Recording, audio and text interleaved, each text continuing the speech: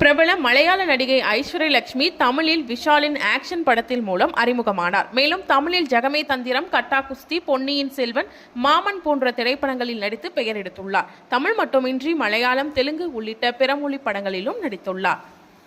ஐஸ்வர்யா லட்சுமி இப்போ ஒரு சமீபத்தில் ஒரு நிகழ்ச்சியில் கலந்துருக்காங்க. அந்த நிகழ்ச்சியில் அவங்க திருமணத்தை பற்றி கேள்வி கேட்டிருக்காங்க.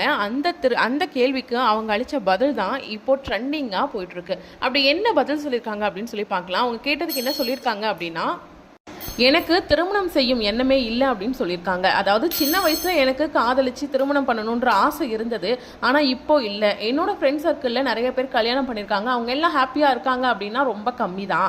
ஸோ இந்த மாதிரியான ஒரு வாழ்க்கை எனக்கு தேவையில்லை, நான் கல்யாணம் பண்ணிக்க போகிறதில்ல. கல்யாணம் பண்ணி தான் சேர்ந்து வாழணும்னு அவசியம் இல்லை, கல்யாணம் பண்ணிக்காமையே சேர்ந்து வாழலாம் அப்படின்ற மாதிரிலாம் சொல்லியிருக்காங்க.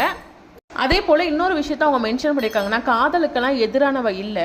எனக்கு என்னென்னா இந்த சமூக அமைப்பு இந்த மாதிரி திருமணம்ன்ற ஒரு கட்டமைச்சிருக்கு இல்லையா, அந்த ஒரு விஷயத்த தான் எனக்கு பிடிக்கலை அப்படின்ற மாதிரியும் அவங்க மென்ஷன் பண்ணியிருக்காங்க. ஸோ திருமணம் குறித்து ஐஸ்வர்யா லட்சுமி பேசின இந்த விஷயம் தான் சோசியல் மீடியாவில் இப்போ ட்ரெண்ட் ஆகிட்டு இருக்கு. இதை பற்றி உங்களோட கருத்து என்ன அப்படிங்கிறத கமெண்ட் பாக்ஸில் சொல்லிட்டு போங்க.